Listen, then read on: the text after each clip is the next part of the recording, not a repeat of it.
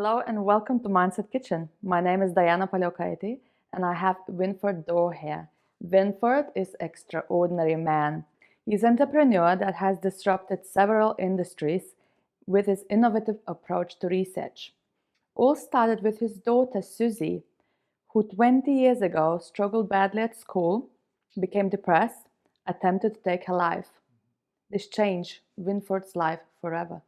Hello, Wynford. Diana, how are you? I'm good, thank you. How are you? Yeah, thanks for having me. Oh, it's a huge pleasure. I've been looking forward to this so much.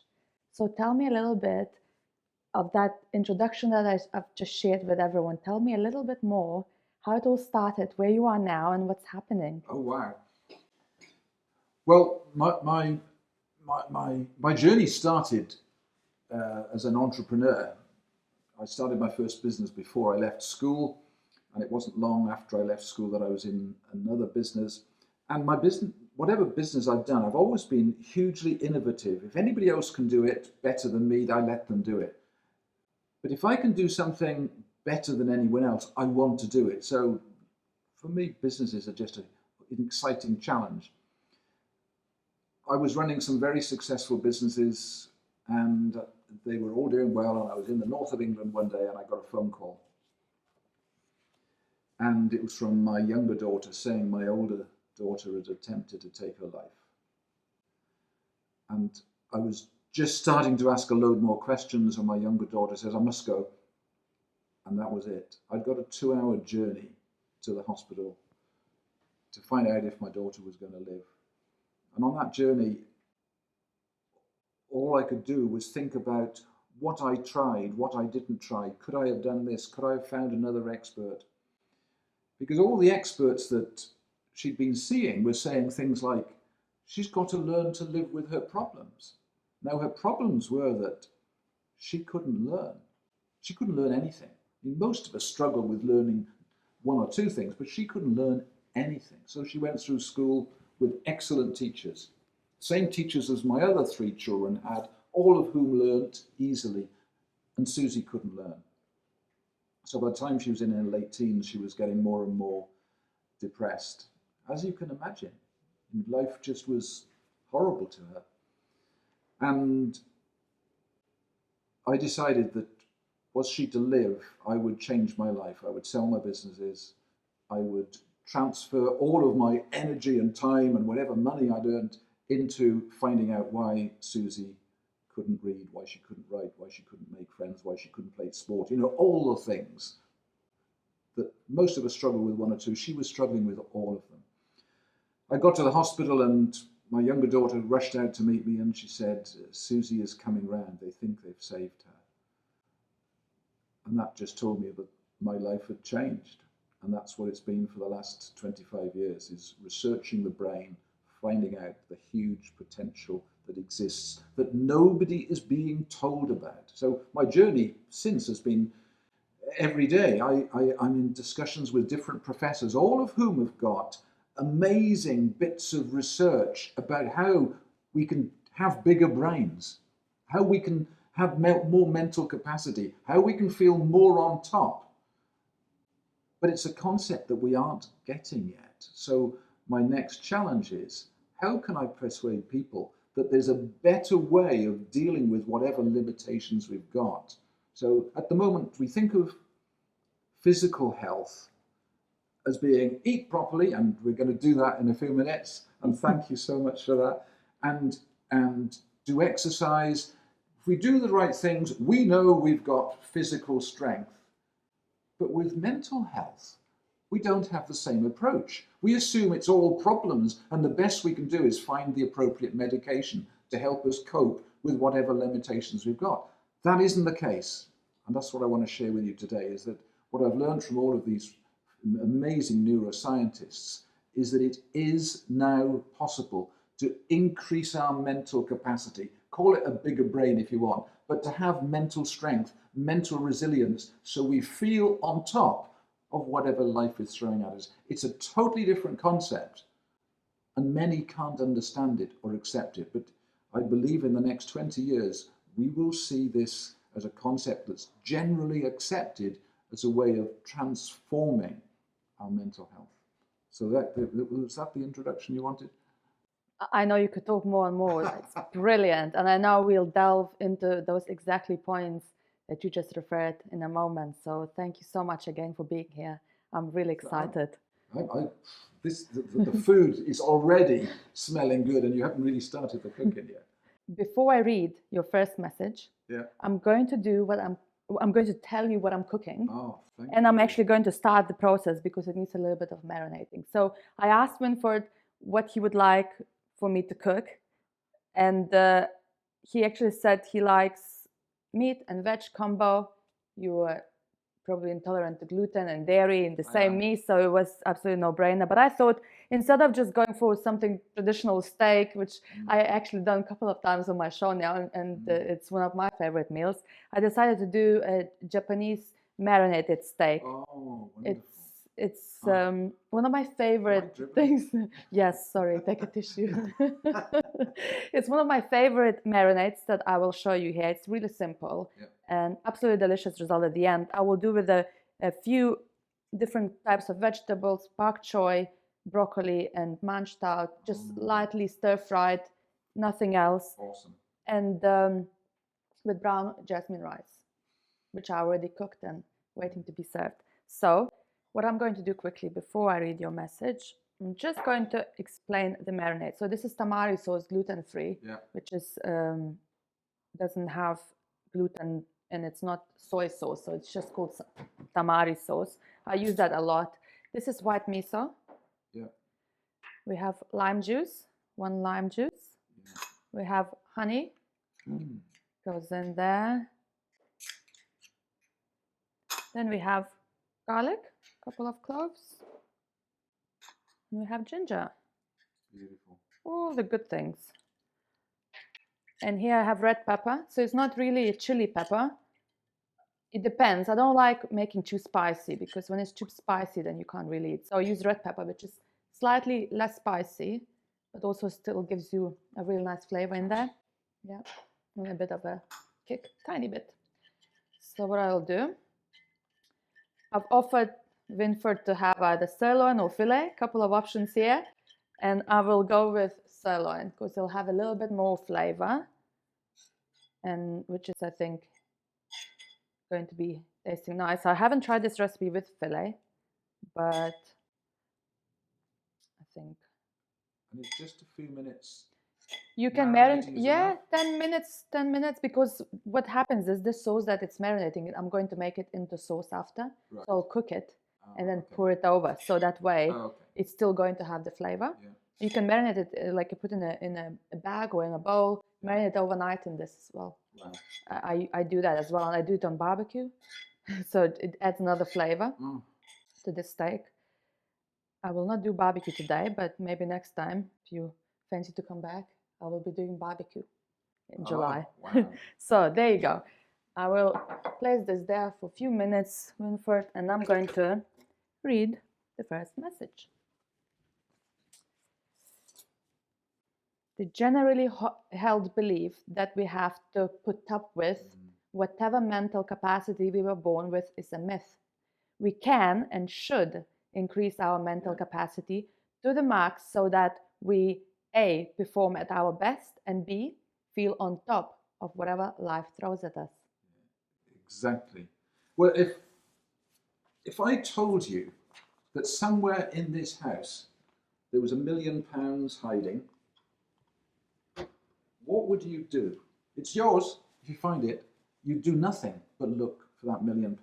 And what I find incredible is that we all have huge potential between our ears, and nobody knows, nobody is bothered to find out what we do to develop that to the max. You know, the closest we've got to it in recent years is brain training became a thing, and it's good, and it's useful, and it's valuable, but it only reactivates, re-energizes, builds up the circuits we've already got. If we want to make the most of the amazing potential between our ears, we've got to do things like have neuroplasticity. We've got to drive and stimulate new connections. And our brains are capable of enormous amounts of new connections. So the £1,000,000 you've got hiding around the house, forget that, because what you've got between your ears is of even greater value. Not financially necessarily, but it can be if you're in business. But in terms of how you feel, our quality of life is determined by how we feel. The greater our mental capacity, the greater our mental strength, the more we feel on top of whatever life is throwing at us, the better we feel. So happiness and so on all comes as a direct consequence of increasing mental capacity. And the question straight away comes, how do we do that? Well, I give a clue in neuroplasticity. Neuroplasticity is that thing that babies have in huge amounts. When they're born, developing, they go from being able to do nothing to crawling, walking, talking, and so on within 18 months to 2 years. That rapid stage of brain development is because there's lots of neuroplasticity. Neuroplasticity has all of the ingredients necessary to grow mental capacity. As children develop and as they get into teenage, the amount of neuroplasticity drops. And by the time they're in their mid-teens, there's not an awful lot left. The assumption's always been that we can't teach an old dog new tricks. Wrong. Because what I've spent the last 25 years doing is finding out which stimulatory exercises increase neuroplasticity. Because when you've got neuroplasticity, all sorts of exciting things can happen. The skills we never developed when we were young can develop. People that have limitations in auditory processing, so listening is hard work, or they have limitations in eye tracking, so reading and comprehension is hard work, or maybe limitations in their physical coordination, so they're not as good as they would like in sport. For some, it's shyness. For some, it's shyness. Their verbal fluency hasn't fully developed, and there's other psychological things going on. So all of the great ideas they have, they're too shy to bring them out. More people are frightened of public speaking than are frightened of dying. How scary is that? So we all have some limitation, and those limitations are there because those key skills didn't develop fully when we were young children. And if they don't develop when we're young children, we run out of neuroplasticity and we think we have to spend the rest of our years with the limitations that are between our ears. Wow. So my work has been all about how to transform levels of neuroplasticity at any age. I thought we could do it with up to teenage, but when we started our research and people in their 20s started coming to us saying, hey, we want some of this, I want to read better, I want to have less ADHD symptoms or whatever it is. And we said, we're not sure. We let them try, and guess what? The neuroplasticity developed. And then it got into people in their 30s and then in their 40s. And then I was giving a talk down in Southampton one day, and the room was packed, but on the second row was a lady. I kept looking at her because her eyes were rapt on me the whole time during the talk. And she rushed up to speak to me afterwards. She said, I want to read and write before I die. Wow. And I started saying to her, look, these are exercises you need to do for 10 minutes a day. And I don't want you to hurt. She said, stop there. She said, I know you don't want me to hurt myself, but believe me, I am hurt more every day because I can't read. I can't write. I can't do the things that everybody else finds easy. So I'm not worried about the pain. Can I do your exercises? And what could I say? I couldn't refuse, so I let her do it. And 4 months later, she was on breakfast television holding up the first letter she'd written in her life. Wow. To her sister, I think it was. And then I got a call a while later from her daughter, and she said, do you remember Liz? I said, yeah, how is she? Oh, she's reading and writing in 3 languages. No. So, Wow. So the myth that neuroplasticity can't be developed at any age is I'm afraid, is out of the window. we can do what we want with our brains at any age if it's increasing capacity, increasing strength, increasing resilience. Absolutely fascinating. Thank you so much. And I am really interested myself in neuroplasticity because I am my own experiment. I experiment on myself all the time. If I have a thought that I can't do something, I make myself do it, and then I'm like, why did this thought even came to my mind? Yeah. And there are things that we are fearing or scared of. Yeah. I am purposely also doing that. Or the things that are painful, and I'm not going to be good at this. I also going and doing. So you're deliberately I deliberately, and then deliberately. You see the word. I need to learn the word properly. And then I look back, and it's funny. Why did I even think? But if I didn't have this awareness, and I didn't do this on purpose, because I chose to do this for the past maybe 5 years now. I've been doing things that are uncomfortable, things that I don't want to do, things that I have no idea how to do, just to grow my brain, to increase that mental capacity. It also has given me so much fearlessness, courage. It's almost like up to this point now, I look at something, and even if I don't know how to do it, I've never seen it, never heard it, it doesn't put me off. You're dangerous. I like that description. Nobody has given me that compliment before. Is that a compliment? I'll take it as a compliment. A bit of danger, it's, a bit of positive danger. We should all do the things that will help us grow our brains. It worries me that so many people get to old age and they go into decline, and all they look forward to is the end. We now know, even with the elderly, but we know it at any age, and we're actually working now. Medicare are covering the cost of our programs in America for the elderly now. That's just starting, which is amazing for those people that qualify for it. So the word is beginning to spread.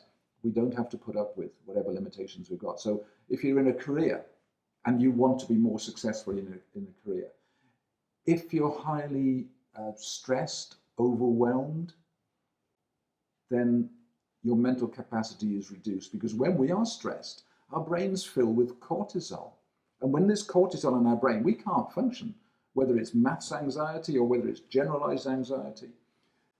So these are all things that reduce the capacity of our brain. So to me, the best solution is, medication if you need it, fine. But if you want something that permanently corrects the underlying reason for the limitation in your mental capacity, why not grow your brain? Because when you feel on top. I get calls every day. One yesterday was from a film producer, and he's been involved in some pretty serious stuff in his life. So he was hugely traumatized. So he's trying out what I'm saying now. And he rang me yesterday, so excited that all of the things that had caused triggers in his brain right from childhood had been addressed. He said it was like pressing the reset button. So all the things that have been wired up inappropriately now were wired up appropriately. He said, I am feeling so confident about what I'm going to do in life from now on. He said, I can't thank you enough. That's the kind of change. So whether you're in your 80s, whether in his case, I think in his late 30s or 40s, or whether you're a child struggling at school, I'm doing a lot of work. I own some private schools, so I'm doing work in one of them now on maths anxiety. I'm watching children absolutely can do maths, except the moment they're given a maths question or a maths test or exam, the anxiety takes over their brain. The brain fills with cortisol, and all of that knowledge and skill they've got there cannot be accessed. That's scary. So I'm working on, let's remove those triggers. Let's press the reset button for these children, and let's see what happens. They can now do in exams. And already I'm seeing them happier and less triggered. So whatever age it is, there is some hope out there, Diana. I wish I knew when I was going through those math issues, because I did not enjoy math. Really? But I changed my teacher midway, and the way she explained, the things were so much more clear, and then I started enjoying math. So it's I realized it's about not necessarily about myself that I'm unable to understand math. It's also how it was given to me, and the expectations of me to know straight away what this term means, whereas I needed a bit more explanation. And once I got that, I was really good at it. Traumas can develop us in all sorts of different ways. When it comes specifically to maths, I've got a horrible feeling I may have traumatized my children. They seem okay at maths. Certainly 2 of them are very good at maths, 3 of them actually. But as a dad, if you're saying to a child that's struggling and asking you for help with maths, oh, I could do that when I was 4 years of age, that creates trauma in a child. That's enough. If a teacher trying to help a child that's struggling with reading makes them stand up out loud in class, stand up and read out loud in class so that they feel shame, that is enough to traumatize them for the rest of their lives over the subject of reading. So we have to be so careful that we don't traumatize our children, because the results are devastating and the results are lasting. Since COVID, and I've seen the huge impact, the huge increase in overwhelm, overload, anxiety, stress since COVID with children and adults alike, I've transferred a lot of my research time to how can we use neuroplasticity to press this reset button. And it's very, very exciting. Very often it goes back to childhood. Sometimes it goes back to birth. Having the cord around your neck at birth, having to use forceps at birth is a trauma to a baby. And that trauma stays there, almost like it sets up the propensity. So your expectation in life is that the world is not a safe place. Your glass is half empty. So as you go through life, you collect more traumas because you react so adversely to them. Every time something that's maybe not terribly positive happens, your brain floods with cortisol, because that's what's happened to that thermostat setting when you were a young baby. So nurturing as a mum or as a dad is critically important. I wish I'd known this stuff when my children were young. We really ought to study it. Wynford, seriously, you bringing some memories out of my life as well, and the traumas that I've had. I'm not really sure how I know how I dealt them, but I didn't have a name the way I dealt with them because that made me stronger. But I look back and I'm thinking, what else is out there that's probably limiting me or making me behave in a certain way in my life, and would love to look at it. Any unusual behavior in anybody is probably caused by a traumatic experience in the past. Any unusual behavior. Whenever anyone does something that's notable, you know, oh, that was a little odd. It probably links back to a trauma. And I see it in myself. You know, for instance, my father, bless him, he would never fill the car up with petrol. He would always let it go to empty, and it would be on empty for a long time before he'd stop at a garage. And then he'd only put 4 gallons in. So my early life was spent, when it was in the car, sitting behind my father, watching that gauge, scared that it was going to run out of petrol again. And that would be trauma and drama, and we'd be pushing and we'd be exhausted, and it was probably raining, and it probably runs out of petrol at the bottom of a hill, all of that stuff. So I was living a life of scarcity. Scarcity for me was the result of those traumatic experiences. So it affected everything. When I had to pay a bill, even though my account was okay, just paying a bill, to me, it brought back those triggers from scarcity. So there's loads of different ways our brain gets full of triggers that impacts us, stops us being as happy as we should, maybe makes us procrastinate, maybe reduces our confidence, takes away the smile. And we've got a bit of the brain called the amygdala. The amygdala links experiences with emotions and feelings. And if you've got any trauma, it's because the brain has deliberately connected up those situations in a way that if they happen again, or anything like them happens again, we go into a fight or flight mode. The intention of the brain is to save us. But the trouble is 99.9% of the time, they are false alarms. So we live with these triggers that keep on going off, making us anxious, making us overwhelmed, stopping us performing, bringing down our confidence and happiness, and we've never known exactly how to deal with them. So that's what my research is all about now, how to deal with the root cause of those very triggers that cause stress, overload, and anxiety. I would love, I've thought about like 5 examples now, when I know what triggers me, but I know why it also triggers because of my past and why it triggers now. I just thought about them. So wow. I definitely want to address them. Got them. Everybody has got them. And that's what this film producer was telling me yesterday.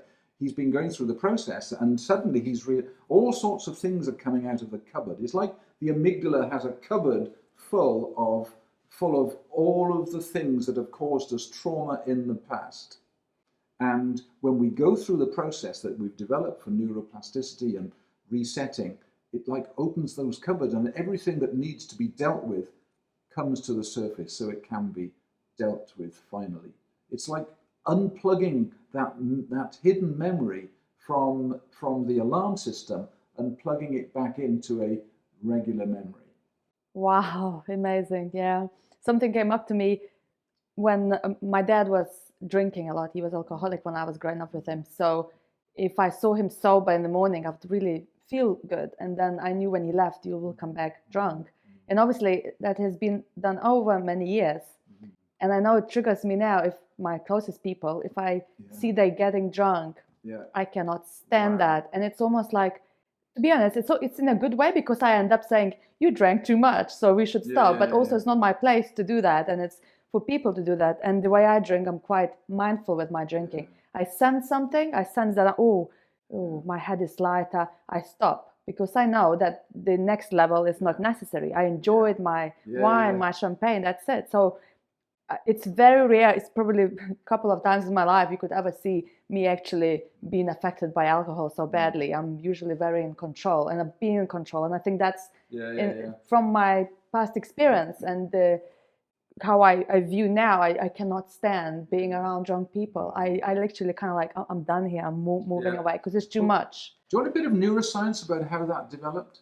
Yes, please. It's so exciting. Yes. So when you were watching your father drunk, that night when you slept, during the rapid eye movement part of your sleep, your brain took everything you could see, hear, taste, smell, touch, and feel, and it wires it up to the alarm system.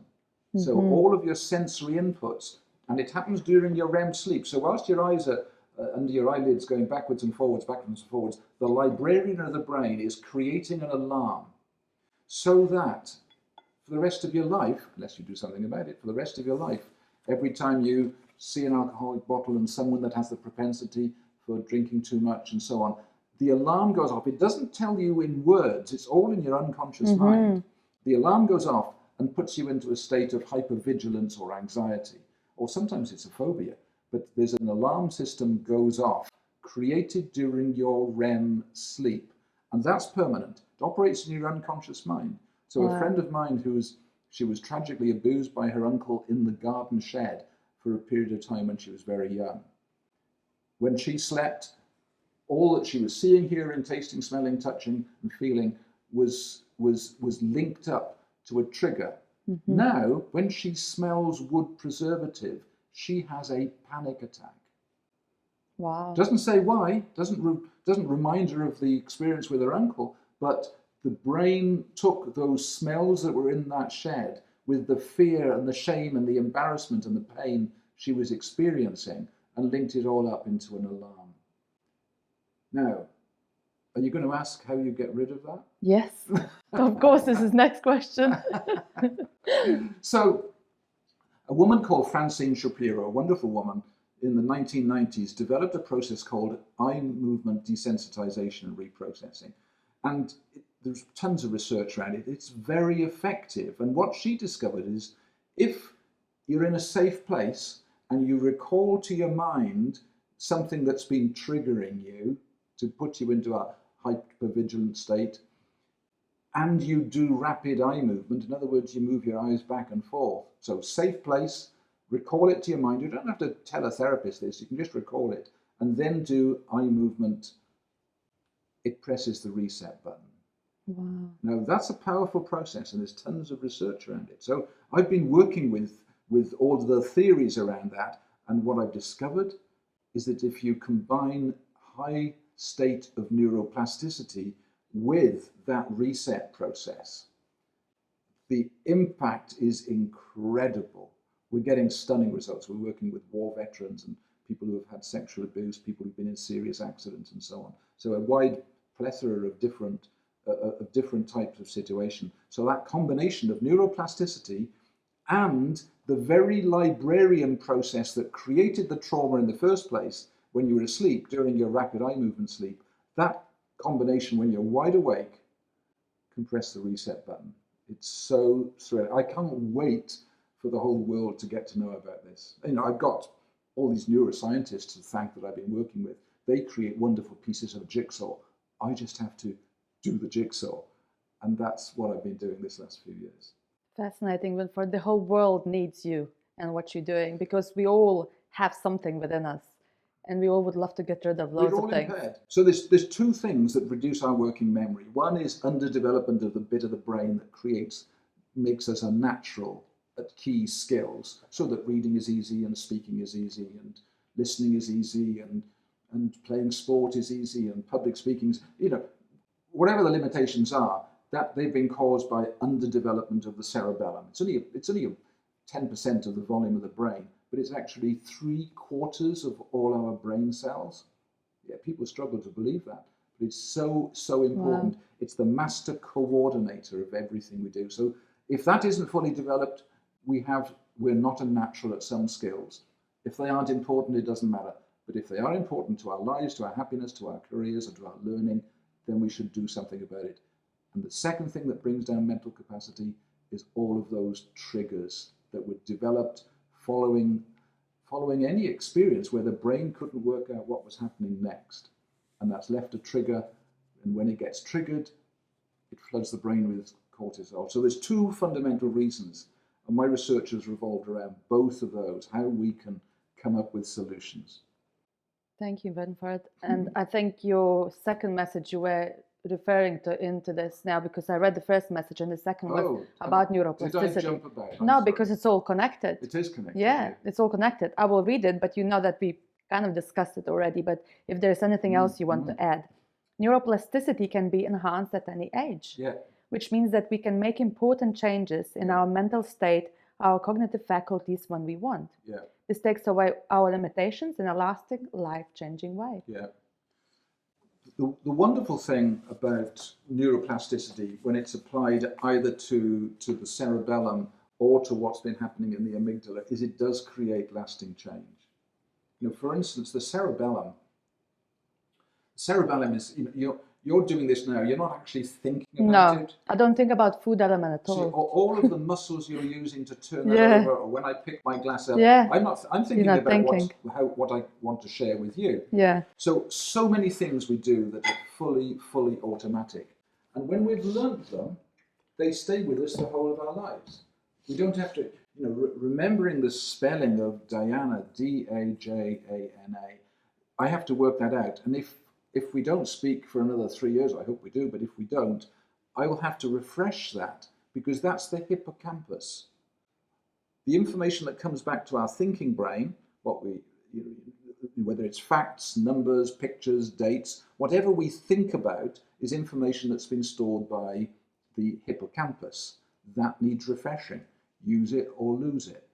But what we develop with the cerebellum, so for instance, when I learned to ride a bike, I'd watched my older brother, I knew what to do, I was thinking about it, and I was falling off because all of the attempts to ride the bike were in my thinking brain. And I could not ride my bike until my cerebellum had taken all of those thoughts and turned them into a program which operates up in my cortex, rather like a room full of computer coders debugging a program. When they'd got it finished and it was perfect and there were no bugs, I could ride that bike, but I didn't have to think. And that's the important process of learning by using the cerebellum. The cerebellum puts together all of our senses and turns them into a program. So without thinking, we are natural, we do it, it's perfect. And that's fine. But the wonderful thing about the cerebellum is when you finish that program, it lasts. So well, I got to 17, bought my first car, put my bike in the shed until I was 40. And you can imagine what happened when I was 40. I needed exercise. I got the bike out of the shed, pumped the tires up, and I rode perfectly. The skills created by the cerebellum are permanent. Wow. So Yeah. the exciting thing about neuroplasticity and working the way we do is that we are creating lasting change. You know, when I started doing this, a lot of people, oh, that won't work. Now they're saying, wow, it is working, it has worked. So all the time I'm getting messages. A few days ago, I got a message from a professor whose son had gone through the program 14 years ago, and she wanted to tell me it had transformed his life.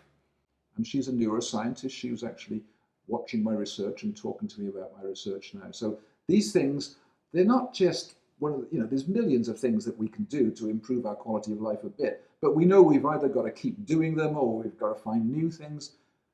With this, you create lasting change to your life. And we're better to change than between your ears where you can increase the capacity. So Winford, you were referring to your thinking brain at the Yeah. front and cerebellum. So Yeah. how do you move then? Let's say you're doing something new or you want to Yeah. actually learn. How do you move from here, from the thinking that I want to learn Yeah, good question. to there? Well, that's the role of the cerebellum. So when we're learning to do something for the first time, I've driven here to your beautiful home for the first time today. And so all the time, my thinking brain was working. Where do I turn? Watching the GPS there. Where does she live? Where do I park? When I do it, if I come here again, I won't have to do hardly any of that because my cerebellum will have taken all of the things that was operating in here and turned it into a hardwired, unconscious program. When you go to a supermarket, first time you go, where's the steak, where's the broccoli, where's the green tea, and so on. And it's hard work. The fourth time you go to that same supermarket, you can be on the phone, pushing the basket, throwing things into your basket without thinking. That's what the cerebellum does. The cerebellum takes everything that our five senses takes in and stores it, connects it to an outcome. If you turn right there, the bottom of that aisle down there, that's where the frozen peas are. It connects it to an outcome. So your subconscious, and it's what makes life easy for us. Nearly all of the things we do regularly get hardwired by the cerebellum. So the cerebellum takes what you're thinking, tries to make a program with it. Obviously, there's lots of bugs in it the first time. When you're watching a 2-year-old picking up a glass, knocking it over, there's lots of bugs in it. But there's a feedback loop that goes to the cerebellum. So it knows the outcome. And if the outcome is the same as the intention, fine, the job is done. But if there's any gap between what actually happens from what you wanted to do, it will correct and adjust and debug the program until it gets it right. Then it will pass. That's the process of learning. And the better your cerebellum, the faster you learn, the more effortless learning is. And there's different parts of your cerebellum responsible for different types of skill. The kitchen bit of my cerebellum isn't highly developed. Yours is, thankfully. And I'm not going to actually think about any of this. I'm going to be focused on you, and this is all natural to me. So you're a total natural at it. I'm natural at this. The cerebellum has finished its job, and so whatever you do, you're natural at. So you said your cerebellum is not good at kitchen. What will you do about it? Well, I probably could practice a lot more. But I live next door to a restaurant. So the idea is to keep doing it. And like you said, like a baby's picking up the glass. They don't just give up there if it didn't work the first time. They keep doing it. They keep doing the standing up, falling, standing up, and then eventually you develop that part where you can just walk without thinking. So what happens is when you do something for the very first time, you think it, you try and do it, and so if it's something physical like picking up a glass, the motor cortex sends instructions to all the muscles in my arm to do this, and it sends another set of instructions, same set of instructions, to the cerebellum saying he's going to try and pick up a glass. And then the feedback loop says, but he knocked it over because. and it adjusts the program. So the instructions go to two places: one to the muscles to do the task, and the second to the cerebellum to watch what happens and adjust and learn. And that's the process of learning. So the better your cerebellum, the faster learning is. So children that are struggling at school, their cerebellum is rarely fully developed. And what we call neurodiversity is just there's a combination of symptoms that aren't yet fully developed. So when I see someone with ADHD or dyslexic symptoms, whether they've been diagnosed or not, if they're struggling with any aspect of learning, I see a big banner saying huge potential. Most people see the problems. I see the potential, because we now know exactly what we've got to do to continue the development of the cerebellum so that they can have those skills naturally and completely developed. And what I never thought I'd be able to say until a few years ago was that can happen at any age. So whatever your limitations are in mental capacity, in skills, in performance, in confidence, or with anxiety, is something that we now know you can fundamentally deal with. It's amazing. It's thrilling. The impact for humanity is enormous. It is enormous, and I'm so fascinated about it. I don't know what it is, because maybe I'm interested in the human mind. Obviously, Mindset Kitchen was born because Mindset Kitchen, yeah. I am so amazed by the power of our brain, and because I've experienced it from myself from the childhood and all the traumas I've experienced, and I'm having that awareness to look into them and analyze, and I have this curiosity, and then I am adding science and actual scientific words that explain what I'm experiencing and feeling and so on. And I'm finding this just an incredible journey that I don't know where, to be honest, I'm excited where I will end up, because you will never know where I will end up, because I am constantly learning, and my curiosity is taking me to read various books and to talk to people. You're very driven. I don't want to get personal because I might get this wrong. But when you have trauma in childhood, it could be in pregnancy or at birth or in early months of years of your life, it can do three things. First of all, it can stunt the development of the cerebellum. So for instance, when I see babies crawling, I'm always thrilled. If you've got a child that starts walking around the furniture at 10 or 11 months, they are bypassing one of the stages of the cerebellum. With the consequence, so mums always think, oh, my child is so advanced, and yet they get to school and they get to 6 or 7, and then the teachers are saying actually he or she is not doing very well with reading because their coordination hasn't developed. So trauma can make changes like that, which ends up with the stunting of the development of the cerebellum. But another thing that trauma in early childhood can do is it leaves us with the triggers, that leaves us with the propensity, the glass half empty propensity, so that we go through life expecting the worst. We're negative. There is a third thing that can often happen with trauma in childhood. It can create genius. There is a fourth thing. It can create victim mentality. And sometimes you get genius and victim mentality overlapping to a degree. So when I look at someone's character, it's almost always possible to find out how their very early experiences have led them to have the character that they've ended up with. So the one that's really fascinating there, is perhaps a little bit of surprise, is it creates genius. If you look at Elon Musk, or if you look at many billionaires, many of them you'll find have very significant early childhood trauma. So instead of them being nurtured beautifully, which we'd love to do with our children, look after them, they never have a problem, they have to worry about a thing, everything goes smoothly and we solve all their problems and they never get bullied and dad's always there and mum's always there and so on and so on. They don't have to look for answers because the answers are there for them. So they become wonderful lawyers and accountants and civil servants and teachers, and that's fantastic. Awesome, they need that.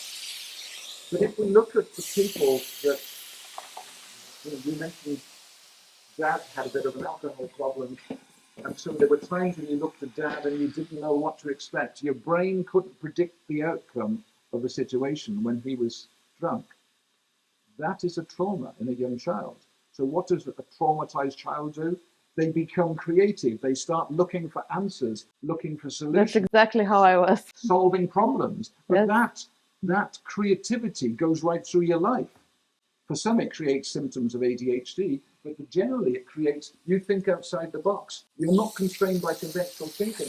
You've been used to solving problems from a very early age. You've been used to finding solutions from a very Wow. early age.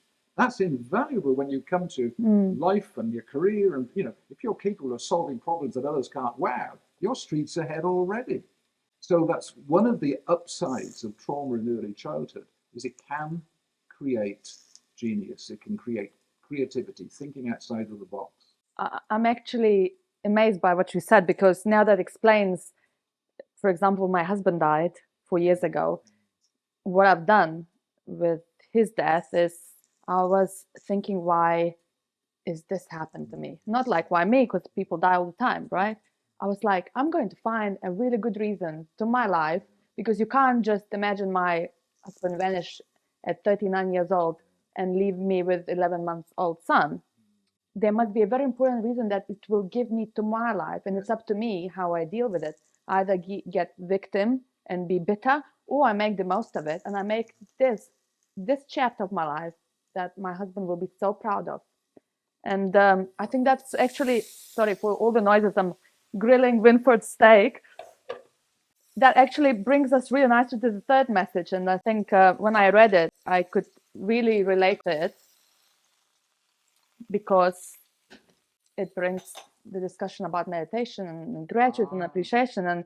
And I want to share a little moment with you what's happened to me when I did the meditation.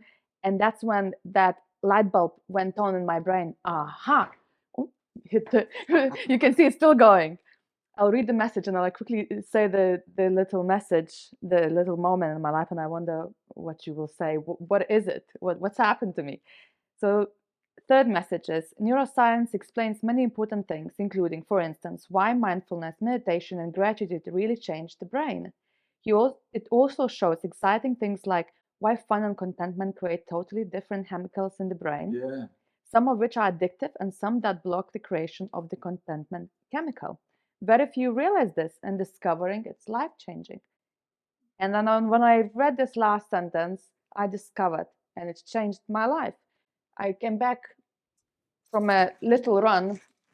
It was maybe a month my husband passed away. And I started meditations already at that time. I never meditated in my life. I thought it's boring. What is this? But I thought to experiment, and I did. And I meditated for half an hour. But when I came back from a run, I came in through the door. That smell in the house of emptiness. He's not here. I sat down. I cried in so much pain, and then I decided, let's meditate. I'm looking straight away. It's enough of this. You cried. I can cry and cry all the time. But I thought, let me do something about my pain. So I meditated and I focused on, and I literally imagined my heart opening up and saying, thank you. Wow. Thank you for giving me this opportunity to be here alive for my son. Thank you for this experience, however painful it is. I believe in it. And I just kept on saying little things like that and visualizing the light and all the steps that I take when I meditate. I finished 30 minutes later and I couldn't stop laughing. And I laughed so much. And the joy in my body was like I've never experienced before. I've never experienced that much happiness in my own body after those 30 minutes. You are amazing. It was. You are amazing. So imagine what happened to my brain. I was like, yeah. Wow, right. This is, so you can heal yourself. You can make yourself ill. You can make yourself happy. You can make yourself sad. And I am one of those people who just get triggered by one negative word instantly, because I'm like, right, let's reframe it. You don't need to think like that, And so what's happened to my brain then? It was just the most fascinating thing. Well, I think there was an awful lot happening. I couldn't even delve into that. But what is really a very important point to make is that when your brain is not efficient, when you've got key skills that are not developed, you end up with an awful lot of activity in your thinking brain And the more activity in your thinking brain, the lower your confidence. So when you have to think about things, you are not confident. You are doing all of this amazing cooking, and I can see you. You're barely thinking. You're in autopilot. So in autopilot, we have total confidence. The more we have to think, the lower our confidence. So children that are struggling with neurodiversity, whatever their struggles are, there's a huge amount of activity in the thinking brain, and the confidence is very low. The self-belief is very low. When you develop the cerebellum, when you hardwire more of those key skills that makes life more effortless, naturally there's less activity in your thinking brain, and the higher your confidence is. So to me, confidence is far more easily explained neurologically than it is psychologically. So that's. But I've got one more little message I'd like to slip in if there's time. You've touched on Please. the difference between pleasure and contentment is huge. This deserves a whole new section. We tend to think that the more fun we have, the more content we're going to be. I'm afraid that is not the case. Because when we have fun, and there's nothing wrong with fun, I'm all for it. But when we have fun, we create dopamine in the brain. So whether it's drinking for fun, or playing cards, playing sport, whether it's casual sex, whether it's scrolling through the internet, whatever it is, gambling, drugs, whatever it is that we do for fun, the brain fills up with cortisol. Now, cortisol is an excitatory drug. So all of the brain cells, when they're getting cortisol, they're getting this excitement, and the message that's in your subconscious is, this is fantastic, we want more. So you have more. I do it with sugar. Terrible, but I do it with sugar. I bought a packet, of marshmallows the other day, and I was on a long journey, and I thought, I'll make sure there's half a packet left when I get home. There wasn't. Everyone had gone. Because the excitatory drug was saying, this is great, you want more, you want more, you want more. And that's totally different to contentment. So contentment, when the contentment drug is serotonin. Now, serotonin is an inhibitory drug. It makes us feel very deeply content. And when we have it, because it's inhibitory, it doesn't say we want more. It says the opposite. It says, this is great, we don't need any more. So you can imagine the excitatory drugs, all those behaviors I talked about and things I talked about, they are the ones that can lead to addiction, sugar addiction or gambling addiction or alcoholic addiction and so on, because all the time it's saying more. And if we give in to that, what happens is we start killing off the brain cells that respond to dopamine. And when they die off, you need more dopamine just to get the same level of fix. So the danger of having too much fun is that A, it kills off brain cells that receive them, and we end up needing more and more, and that's a slippery slope. We can become an addict. But the other thing is, the more dopamine we have, the less serotonin responds. So the more fun we have, the less contentment we feel. They work in the opposite direction. So let's have our eyes open. If I'm pursuing fun, great, let's have fun. But let's do it with our eyes wide open. The more fun we have, the less contentment we feel. And that to me was, when I realized the neuroscience behind that, that was a massive, massive, wow. It was an alarm bells going off in my life. So I now make decisions very, very differently. Fun is something we do for ourselves. We go and get it. Contentment, we can't chase it. Contentment has to come to us. We have to do the things knowing that there's a chance that we'll feel content, whether it's, and they're normally social things, time with the family, time with your friends, and so on. Wow. Was that a surprise to you? No. To me. It's a surprise that you can actually overdo it. Yeah, you can. Something so that people usually, you would think, giving us so much joy, and you would think it's going to affect us positively entire time. Fun is it works against contentment in the extreme. So have fun. Yeah, makes sense. Make sure you do the things, put yourself in the situations where you feel contentment. Absolutely I'm makes going to feel sense. so content after this meal. Hopefully. So what I've been doing here quickly, Winford, I've the marinade that we had, Yep. I've poured it in this little saucepan here and adding some corn flour. Oh, wow. Yes, corn flour with water, just to slightly thicken it, not too much. And so then we can use that as a sauce. I'm just going to check. Also, the vegetables, I like to steam them really just like that gently. They like to stir fry, but it's basically had water in there. All it is there's no oil or anything. And it's slightly steaming from just a natural Wow. in there. And what I'll do a little bit of tamari sauce, just instead of any salt or anything, just tiny bit of tamari sauce. And then this is ready. I'll take it off. You can see it's quite thick now. So it cooked. So because it was, you needed to cook because there was some steak sitting in there, raw steak. So I cooked it and just added that. And what am I doing? In here, I've got pickled onions. So I pickled them yesterday because they just add some sort of like acidity to the meal. Dribbling.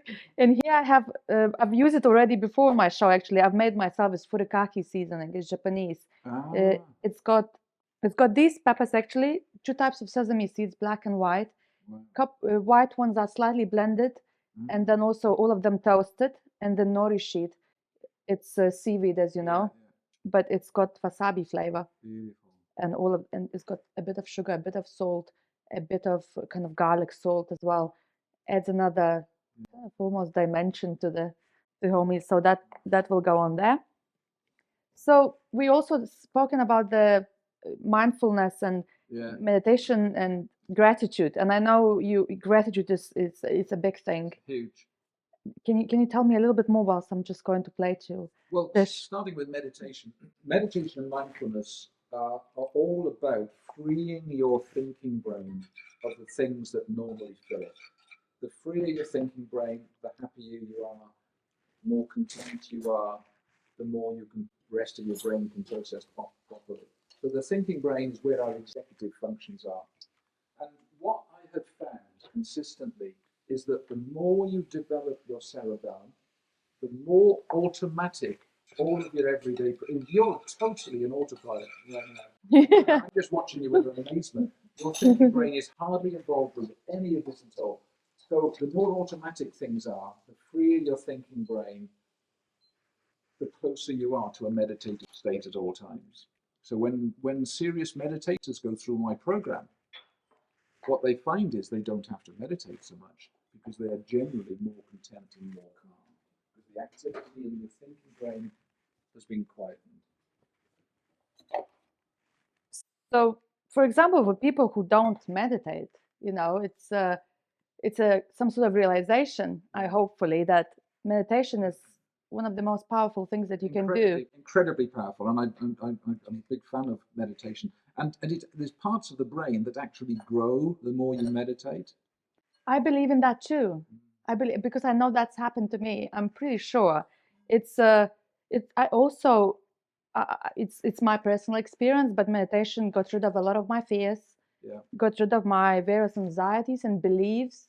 It's changed my whole thinking. It's a temporary reset button. So I need to reset again and reset. So every time you meditate, it temporarily resets it. It gets rid of all those things that here. This is where you worry. This is where you go round and round in circles, worrying about what might happen and what might not happen, and so on. And the freer you can get that, the more peace you have in your brain. Your brain is calmest when you've got what's called the resting state network. In other words, there's no high level of anxiety. I see. So meditation is wonderful for that. Do more and more of it. But if you develop the cerebellum, you tend not to have to do so much because your brain is closer to a natural meditative state much of the time. And oh, look, I can smell this. I can hardly speak. So I'm going to chop this up. So actually, I found this recipe online, and I always change the recipe. I try and I see, you know what, I want something different, and so on. So this is a brain that's.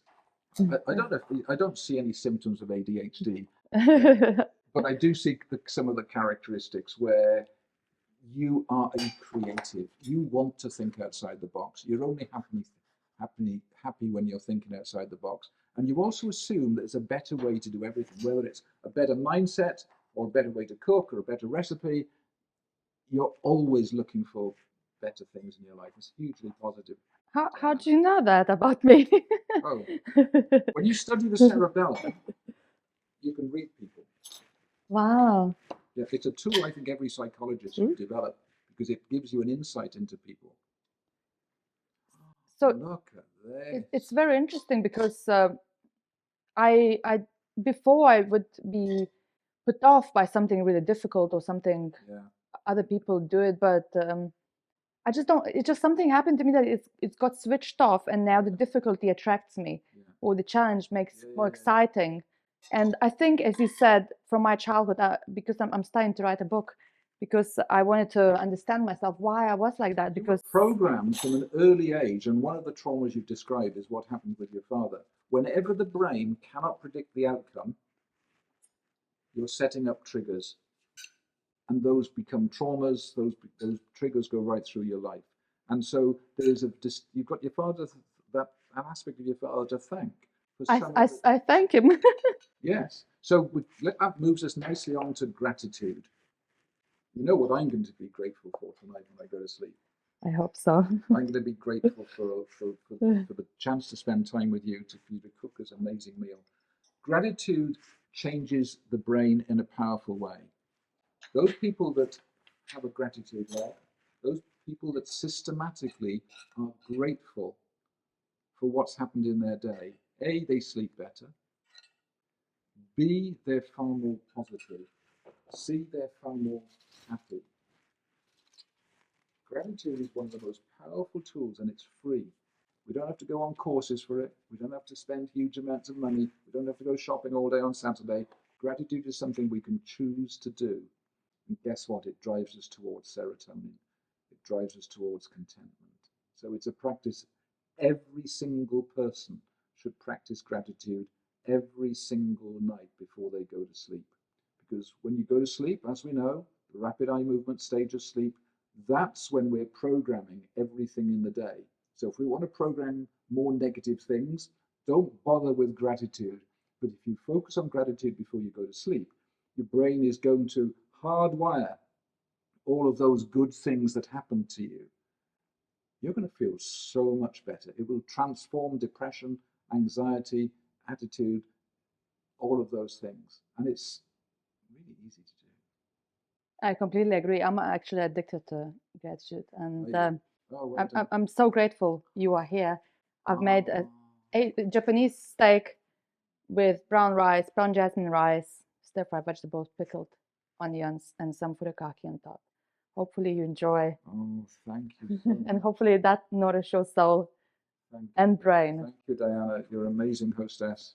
Thank you so much, Wynford. And just to finish on the gratitude, I do my gratitude every time I find a moment where I don't need to think something. So when I drive to school to collect my son, I look through the window of the car and I look into the clouds and I say, thank you so much for allowing me to see this beautiful sky. Thank you for the sun. And I keep saying, and I'm so addicted that I almost do that without thinking I'm going to do something gratitude now. I just do it, and I feel it. For me, the important thing is not just say it, it's to feel it. And I think when you connect the feeling with the thought, it's those miracles happen. And I make sure I say it to my son as well. I now know why you're unstoppable. Exactly, gratitude. But also, it makes me grateful for my childhood because it's because the way I am. And I look back and I wouldn't change anything. If somebody said to me, would you like to live in a loving family, loved, cared, have money, dad not drinking? I don't think I would, because now it's happened. What it made me, it's incredible. And the way I am is because of those experiences. You could easily have been a victim. Could easily, but what's it going to give me? But instead, you've become a thriver, survivor, and overcomer.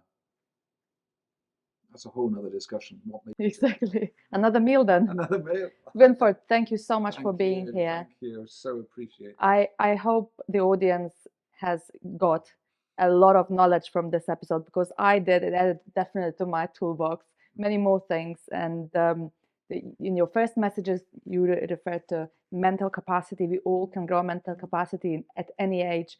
We discussed about neuroplasticity, neuroscience, and at the end, we finished off with mindfulness meditations and gratitude. And these are the simple things that we can incorporate in our life to make our lives so much better.